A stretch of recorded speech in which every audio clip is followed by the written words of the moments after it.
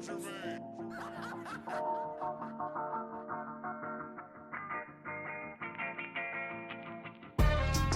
what's up, everybody? It's your boy, Big Cozy, Too Cozy, aka Big Cozy, aka Too Cozy, aka the coziest, aka You're Not Cozy. And I'm right here with my homeboy, Heel Jackson, aka No Shame Jackson, aka just No Shame, because he got no shame in his game when it comes to the women. And we're here representing the Highly Advised Podcast, episode 103. That is 103, and it's just us two here. We're going to give you one hell of an episode. So before we start and continue and talk about how our past week has been and all that, I just want to give a special shout out to our homeboy Spence, the third member of the podcast. He's not here. He's dealing with another injury. He's always being injured, but yeah, he's dealing with another injury. This time, both of his pinkies are broken. Oh. I don't know why, but both of his pinkies are broken. Jesus. So hopefully, Spence. I mean, it could be from counting them hundreds, but still, hopefully, Spence, your pinkies are fixed. Listeners, if you want to check up on them, just send him a DM or send him a comment wishing him well. Yeah, it's not looking too good for his pinkies, but both of his pinkies are broken. So Nigel, what's up? Let the listeners know who you are. Let the listeners know who we're about, even though I probably already said that, and let them know where they can follow us. This is Relaxing _Jackson, and I am chilling here with Big Cozy, Too Cozy, and we are the Highly Advised Podcast. You can follow us at the Highly Advised Podcast on YouTube, Advise Highly on Twitter, and Highly Advised Podcast on Instagram. Check us out. We're cool, do things, and post cool music things every now and then. And we talk about some MMA stuff as well. I mean, you gotta sound more enthusiastic, charismatic in your approach. That's I know, but I'm feeling very calm this morning, or to this evening, I should say. Okay. Feel relaxed. Relaxing, Noji _Jackson. I hear you. Make sure y'all follow him. Ladies, he is single. Ladies, he can fly you out to wherever your dreams desire. If you want to go to Africa, he's been wanting to go there. So hit him up. Ladies, if you want to go to Sudan, ladies, if you want to go down to South Africa, if you want to go to Nigeria, if you want to go to Ghana, you want to go to the Republic of Congo. Should I keep going, Nigel? Go ahead, do your thing. Hey, man, shit, fuck it. If you want to go to Antarctica, let him know. He is the guy, ladies. But you got to make sure you contact him. And his only fee, his only request is make sure you subscribe to us, follow us, and tell your homegirls about us. So, Nigel, what's up, man? How have you been this past week? Let the listeners know how your crazy world has been. Of course, don't reveal too much information that you feel like is going to get you locked up. You know, Antarctica is a kind of a hard one. That's a tricky one to pull off. But my week's been good, man. My leg feels better. Apparently, it wasn't my back; it was my leg. I felt like I'm gonna pull my hamstring. I'm good to go though. Like moving around. You saw me the other day. I'm, jumping around and shit, cleaning, packing, doing my thing. Yeah, that's good. I'm glad that you found the source of your issues, your problems. Yes. So what are you going to do to fix it? Or what is the remedy to smooth it over? Rest. That's it? No ice, no medicine? Nah, I also, have a heating pad for my leg as well, just to kind of loosen up the muscle. Because it's tight. It's really tight. I had to go get a massage, loosen the muscle up, just kind of stretch out, just stay trying to get it used to moving around again, because it's pulled. It's just extra tight and tender and shit. Ladies, Nigel, he needs a masseuse, so there you go. I definitely need a masseuse. You're right about that. He's on the market for one, ladies. I shouldn't be talking to the ladies. It should be you, Nigel. You know what? You're right. But we have to bring the news to the people first and foremost. That is what I'm concerned with, the news, and bringing the good news to the people on the Highly Advised Podcast. All right. So what is the good news, my friend? But first, before we go about the good news, let me say something. What's up? My week has been fabulous. I'm sorry. How was your week, Lyle? My week has been fabulous. My week has been climatic.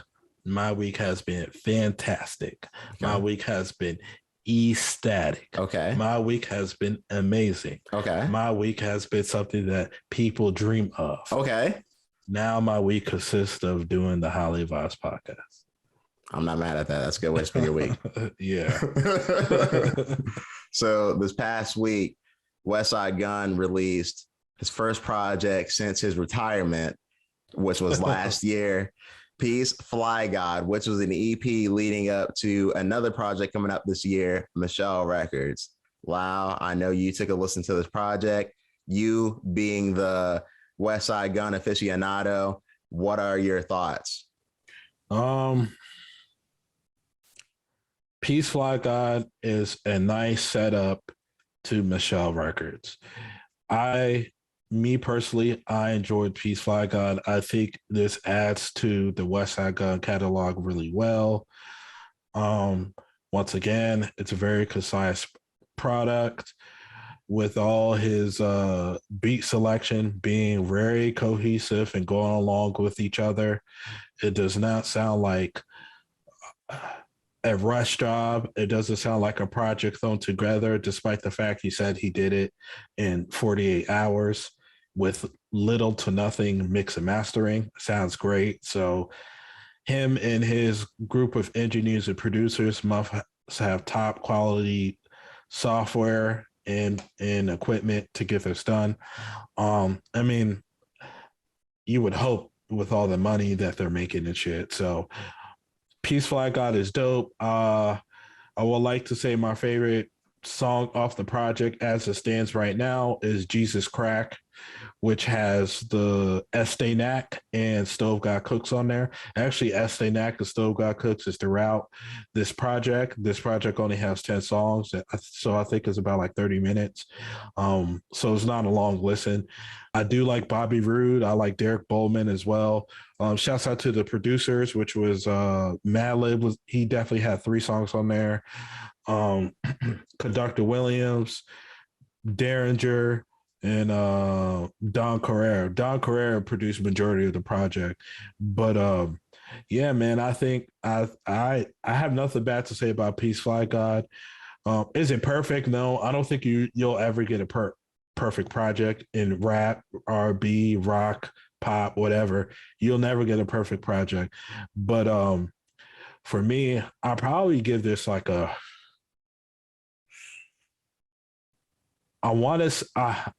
My initial thought was like, okay, this is definitely easily a 9 out of 10.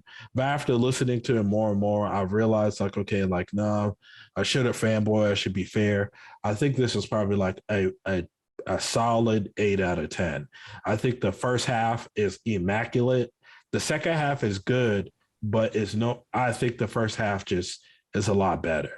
The second half is solid, is good, but I think there's like 2 songs in the second half that kind of hurt it.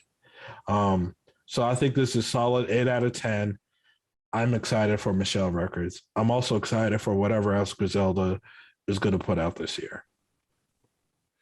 So I listened to the project. I thought it was pretty good. At the first listen, I'm not going to lie, I wasn't the biggest fan of it, but the second listen, I was more of a fan of it. I thought that Westside Gunn's verses on this project were pretty good, especially his verse on Jesus Crack is probably my favorite. That's probably my favorite song on the project as well. That and Derek Bowman, just because those instrumentals are very good. And also Stove God Cooks on this project, he does his thing as well. Yeah. Estee Knack is on here, and I can't say I'm necessarily I thought his verses were cool, but I enjoyed the other verses more just because, Stove God Cooks really drove some of the songs that he was on.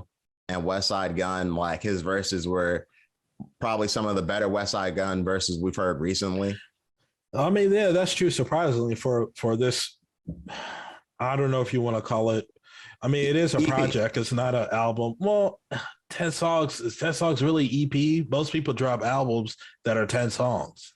I hear you, but he called it an EP. and it's really short. It's not long. It's not long. I don't know. I mean, I'm better saying. I mean, I feel more comfortable saying it's a mixtape. But mixtapes don't really exist. We spoke about this the other day. I mean, you're right. I mean, I don't think we should argue about the verbiage of what to really call it. All right. But what I will say is, I definitely agree with you. Like, this is probably some of Westside's better rapping that we've heard. Shouts out to Westside, man, and the guy just loves doing music because apparently he doesn't really have to do it, and he keeps doing it, and he keeps dropping gems. Now, this might be a controversial. No, I'm not gonna say controversial because I'm not saying nothing fucked up. But this might be a hot take for some.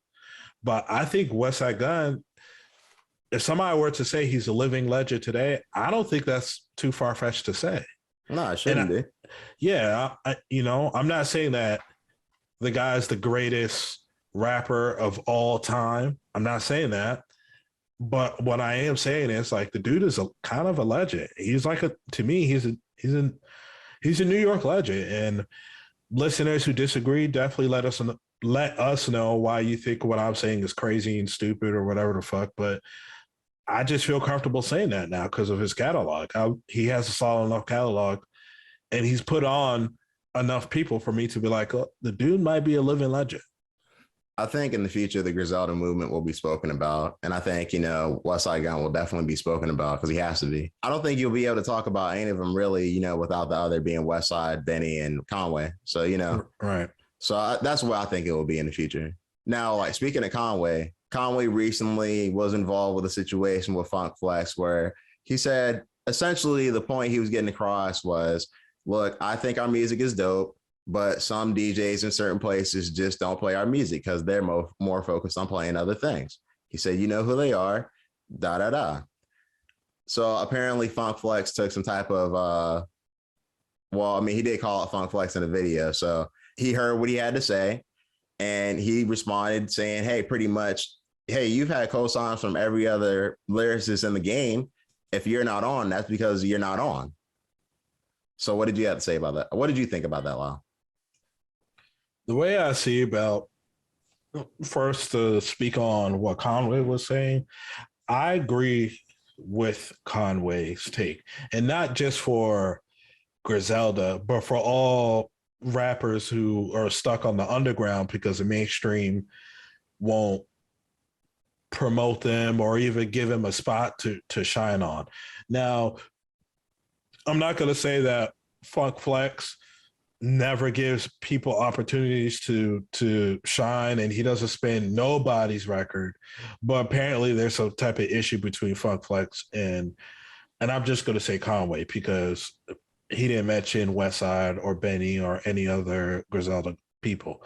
But I think that Griselda really doesn't get much of the love in New York rap or rap in general. And they're a very consistent collective. Everybody in Griselda release music consistently. There's no 2-3 year, 4 year gaps between releases. Every year everybody's dropping something, whether it's a 10-track project or it's a studio album or it's just a random single or freestyle. They're always doing something and they're always keeping their names relevant in the space of rap music. Of course, these guys are not charting on the Billboard. If they are charting on the Billboard, it's like very bottom of the Billboard. But the popular stuff today, like, the guys that use autotune a lot or they use autotune to carry their career, or the drill rappers, because they're pretty popular around this time.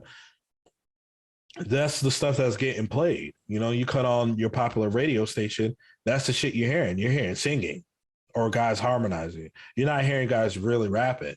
So I could definitely be like, yeah, Griselda's not really getting love like that. You got to kind of like, it's like word of mouth on why they're kind of popping right now. As far as Funk Flex go, like on his reasoning on it, he's saying like, well, you got all the proper cosigns and stuff like that, but why aren't you on? And I feel like it gets fucked to why I don't agree with Funk Flex take is like you could kind of put the cosigns on everybody, but Griselda isn't making the music that's what's popular to the masses right now. If Conway dropped an album where he's harmonized on autotune and he got all the popular autotune guys like, Dirk and shit like that. And not just to sing all Dirk, there's other guys too, Gunna, Young Thug, and all that. But Conway would be a more popular artist. People would go listen to him, especially if his shit on autotune sounds catchy and shit. But since he's really like a rapper's rapper, that's just not what's in right now. I'm not saying it's what's dying out, because honestly, real rap will never die, but it's just not the popular thing right now because the autotune shit is. So I just think that I don't agree with Fuck Flex stance, because name me a rapper that's been in that's relatively new, or that's been around only for a couple years, that's one of the most popping artists, and they're doing nothing but real rap. We can't. And I'm not talking about Drake, and I'm not talking about some validated New York rapper from the early 2000s, like a Fabulous or something like that. No, I'm talking about a new artist. I would even stretch out the grace period. Within the past 5 years, what new artist that's doing real rap that's killing it in the billboards today? Probably say none, honestly. Exactly. But that's just the way it is, though. Like you said, that's just not the sound that's really selling like that. And that's okay. That's not an issue. But like that also goes with, hey, the DJs aren't playing that because that's not what the people are really listening to. And that's cool. It is what it is. Because the problem of it is that there's no balance to it. That's the issue. Like we talked about it before. Like, hey, now's not the time where that type of music is mainstream, and that's okay, but there's no balance. It's like, hey, you're gonna get the mainstream type until you're tired of it, and it's like they keep on going back to the well until it's completely dry. That's the issue. No, I mean, I agree with what you're saying, and I don't know how long the autotune rap is really going to be at the forefront. I mean, I believe you were saying offline, of course, while we're not recording, that you think that the autotune era is going to start coming to the end soon. Yeah. I just don't know if that end is going to happen next year or if the end is going to happen the year after that. Well, here's what I'll say. I think harmonic rap is like here to stay. That alternative rap is here to stay. It's not going anywhere. But as far as it being at the forefront of rap, I think that's coming to an end soon. I think it's going to be balanced soon enough. Fair enough. I'm cool with that. So I just feel like that Funk Flex, I disagree with this take. I'm pretty sure there's many that agrees with his take, but I know there's a lot of people that agree with Conway as well. So that's all I have to say on that. Did you have any more thoughts discussing why Griselda may not be getting mainstream love? No, I think they definitely are getting more buzz than some rappers from New York recently. So I think that's good. But even still, like for the quality of music they're putting out, you figure that they should be bigger, but that's just not how it goes sometimes. I mean, that is true. An artist that is getting buzz for sure, though, is an artist from DMV. He's an independent artist, and he's doing well for himself with his recent release of his album. Now, I know Spence was more kind of like spearheading this gentleman, and you were kind of like just letting him talk his shit about him. Not shit in a negative way, but kind of like boosting him, hyping him up. Well, the artist listeners is Brent Faiyaz. He releases his, I want to say anticipated, because there were some people that was anticipating his next body of work. I'm not going to lie and say I was, but he releases his studio album Wasteland. It's doing well. Apparently, it's projected to go number one by the time this podcast comes out officially, listeners. So when you hear it, it might be number one. Um, Honestly, I listened to the album. I listened to it more than once. I enjoy this album. I think this album is actually really good. It's really creative. It feels like a new modern take of R&B. I'm not saying that it's something super revolutionary, but it just sounds different. It sounds like, wow, this actually sounds good. It doesn't sound like the shit that we hear on the radio and shit like that. And it sounds like an authentic sound. That's what I will say. I like it. Brent Faiyaz, right now, to me, I'm like, yo, he's crashing the scene of R&B now, and he's independent.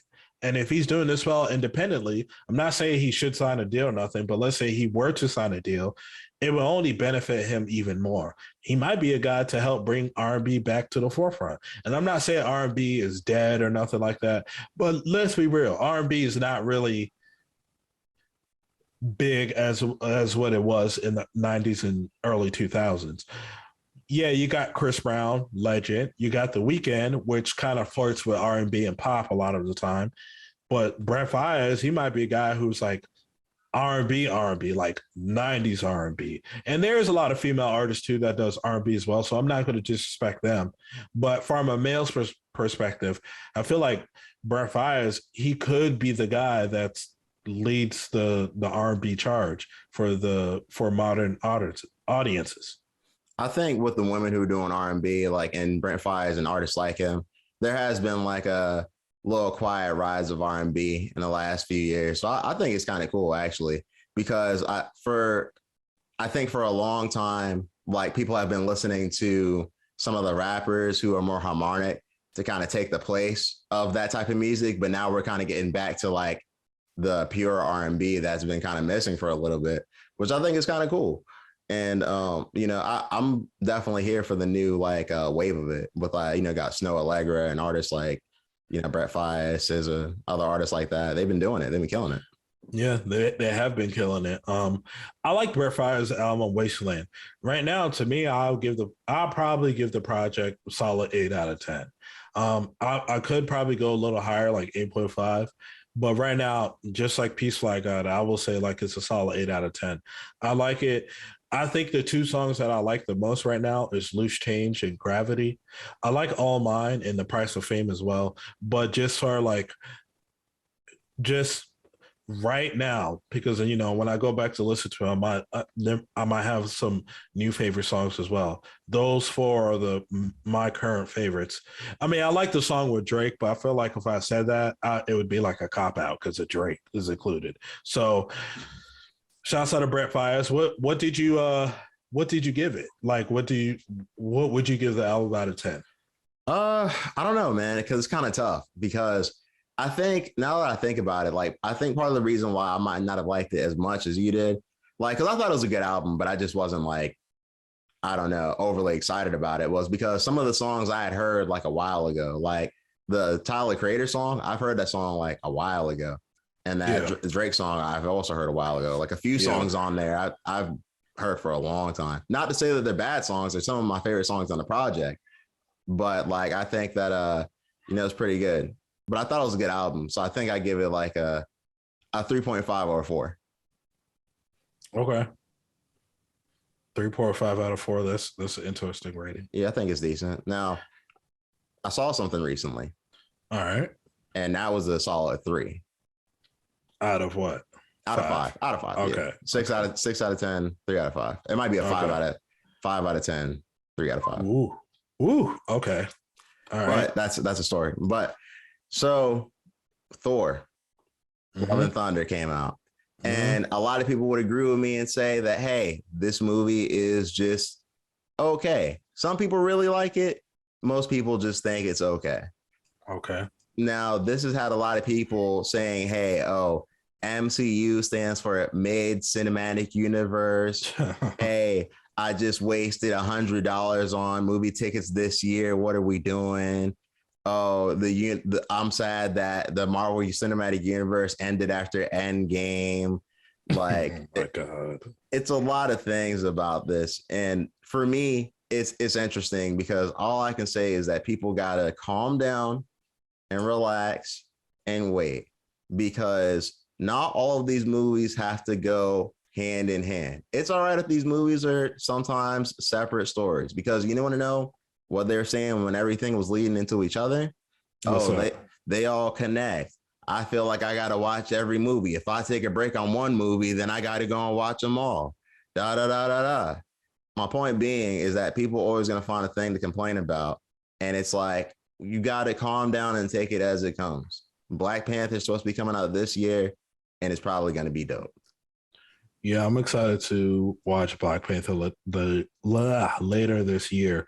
I did not watch Thor: Love and Thunder yet. I'm honestly, I've already made the decision that I'm not going to go to the theater and watch it. I'm actually going to wait till it comes over to Disney Plus, then I'll watch it from there. I was a little disappointed with Doctor Strange movie, in the Multiverse of Madness or whatever. I thought there were some issues in that movie I just didn't like. Honestly, the movie's not terrible, so I'm not one of these MCU haters or whatever, but it wasn't my favorite movie. It was just okay to me. That's how I felt. And the Thor movie, with a lot of people saying that, I'm kind of like, well, I'm glad I'm not going to go to the theater to watch it. In what, like 2, maybe 3 months max, Thor: Love and Thunder will come to Disney Plus. By then, I'll be happy. It gives me something to watch on there. Like to be for real, I feel like, just like with any movie franchise, any movie studio, any movie director, they always have their detractors, the negative commentators, haters, whatever you want to call them, because the MCU, I feel like, if we're currently in phase 4, I think phase 4 is just a restart, kind of like a new introduction to a lot of heroes, a lot of different things that wasn't really a thing back in the first 3 phases, which is like the multiverse. Now the multiverse is starting to become a thing for a newer audience. Yeah, it's a whole new thing you have to learn about. Right, it's a whole new concept. Thank you. And I feel like that you're going to have people who are, A, they're going to be down with it. B, they're going to not care for it because they're like, well, multiverse or not, I'm going to still watch MCU, so it don't matter to me. Or C, the people who fucking hate it. And what I will say is phase 4 is not perfect. There is misses in phase 4, but I feel like phase 4 has introduced me to some good, cool things. Like, for example, Shang-Chi. I think that movie was pretty solid. I was like, this movie's actually good, legitimate. So I don't think that this current MCU is all doom and gloom like people like to over exaggerate on Twitter about. I don't think it's getting stale. Would I like certain stuff to not be a movie and more or less be a show? Yes, but it's not all like terrible. I will be seeing Black Panther in theaters. I have faith in that. Thor, I'll just wait till Disney Plus. But it does not mean that the MCU is like trash. It just, right now, I just feel like they're just going through a period. Everything will be adjusted and things will be smooth over, and they'll continue to be the powerhouse that they are. I feel like people just like to react and just like to act like things are all going to hell, because that's, what everybody else is doing. Right. To me, I feel like just have your own opinion. Don't be so in a rush to give an opinion sometimes, and just let it play out. I think we all can be kind of prisoners of the moment. It happens to everybody, and I think that's kind of just what's going on right now. Yeah.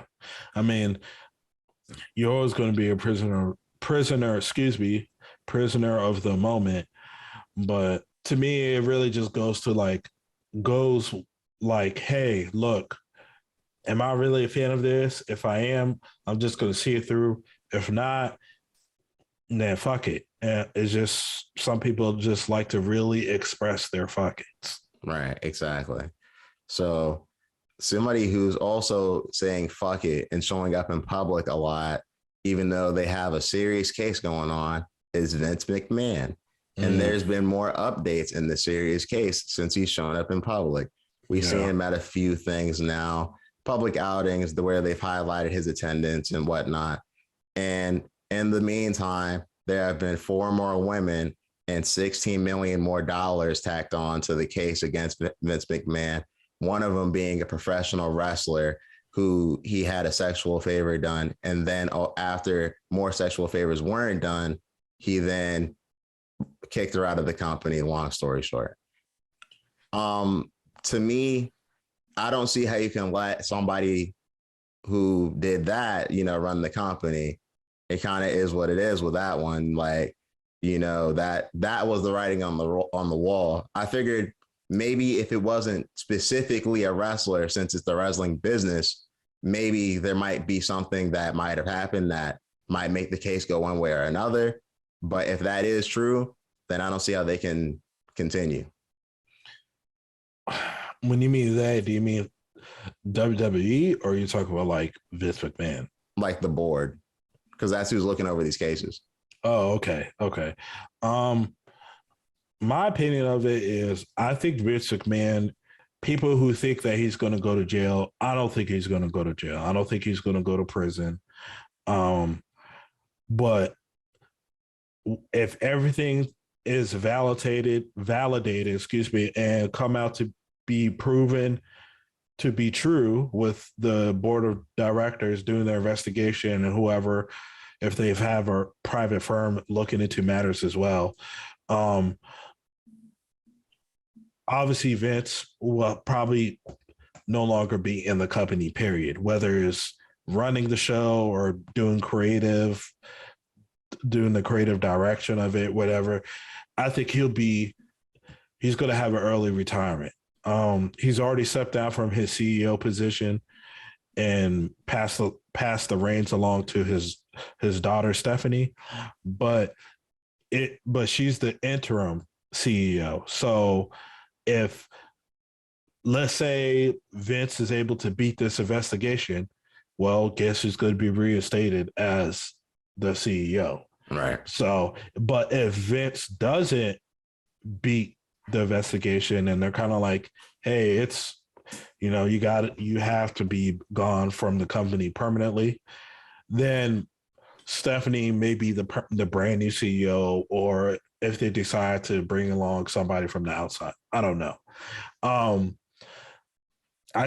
My personal opinion of like the whole thing, I think is very unfortunate for the women involved. Yes. If you believe that Vince should be gone or not gone, whatever, you have to go to sleep at night with that thought process. But I think the women that's involved in this case, it's very unfortunate for them. And I feel like those women should definitely be the one to have their matters heard the most, and what would really help them cope with what they had to go through. And I'm not saying as like every woman that had an interaction with Vince McMahon was negative, because we don't know that. But for the ones that this case is highlighting, it's definitely like, damn, that's very unfortunate. And hopefully some type of justice is given to them, because it's not fair for any woman in any workplace to be subjected to what Vince McMahon subjected to the alleged victims. So in other news, moving on from wrestling, Morant was talking about basketball, and he was asked a question about Michael Jordan. And he said essentially he would cook Michael Jordan, that nobody has more confidence than him when he's on the court. I ain't really taking any type of way, because, it just seemed like he was having fun with the idea, because he said he wanted to play Michael Jordan in his prime. But I don't think he's cooking Michael Jordan either. I just don't see that shit happening. I feel like what some of these young players got to realize is that the eras that came prior to them will probably always be more rough, tough, unregulated, and unpoliced, because they're going to go on. They were playing and elbowing, bleeding, really fighting and really getting it in back in the day and still shooting and making points and getting there and balling, you know? Yeah. So today, that's not how it is. And I feel like that would always make the game different. Yeah. I think John Morant is cooking crack and smoking it for him thinking that he would cook Michael Jordan one-on-one. Now, if he said, "Oh, I could compete with Michael one-on-one," or if he said something like, "Yeah, I think I could beat Michael one-on-one," then it's just kind of like that's him being competitive, thinking that he's better than what he actually is. But him saying cooking, he threw an insult. Now he's talking shit. And for the people who are like, "Oh, he's just a young guy, believing in himself." No, I mean, you could say and be ultra confident that you could probably cook Steph Curry or LeBron James or even somebody like Rudy Gobert, and you go out on the court and try to play somebody like that might not be on their level. Maybe they're just a G League level, and your ass will still get cooked. So I don't think your opinion on the matter means anything. I think John Morant will not beat Michael Jordan one-on-one. What Skip Bayless said was what he said about it, I thought was a little funny. Yeah, maybe John Morant might be able to cook him a meal, but he's not cooking him one-on-one. That's all I have to say on that. So next we got Grand Theft Auto, which might be coming out soon. Apparently Grand Theft Auto 6. Well, the rumor is that because there were 2 remakes of games that were made from Rockstar canceled, that they might be moving forward with the Grand Theft Auto 6 production. And of course, everybody's excited for that. Grand Theft Auto 6 is one of the most anticipated games and best gaming franchises, period. So I'm not surprised to see that people are a little excited. Yeah. I mean, is it safe to say it's a day one buy for probably majority of gamers or people who like to play video games? I think it's a day one buy. Honestly, people are going to run to GTA 6 online or whatever they decide to call it day one, just doing shit. So I think GTA, you know how some people get excited for like Elder Scrolls or Fallout? I feel like GTA is exactly that. I think that, GTA is just going to probably break another record when it comes out. Hey man, what if it's like, hey, this is the highest selling video game? It might, GTA 5 already might be the highest selling video game. I don't know, listeners. You're gonna have to, I think it is. Oh, okay. Well, there you go. You might don't fact check Nigel because he already fact checked me. GTA 6 might beat that. You know what I'm saying? I people who probably don't even really play video games are probably gonna play GTA 6. So you know what I've been seeing around a lot other than GTA 6, the pictures that they got from the Webb Space Telescope. Yeah. So people have been posting these pictures. Mm-hmm. Excuse me. And there's pretty much like a nebula. I heard they had a picture of a dying star. It all looks cool. My question is, when are we going to see the planets that are close to us? Yeah, that's a damn good question, because I feel like if we have a universal satellite or a satellite that's meant to travel across the universe and take pictures and get certain details that we couldn't get before, why don't we have a satellite built strictly for like Neptune or Saturn or Jupiter or Uranus or whatever?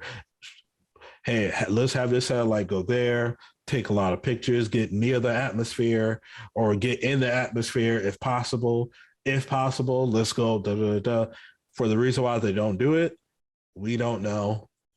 We in our lifetime, we might not know. The technology might not be there, or if the technology is, maybe it's just not, I don't know, legally ready or authorized to do yet for whatever its reasons. My thought on the images that the James Webb Telescope sets out, I thought they look cool. I think it looks dope.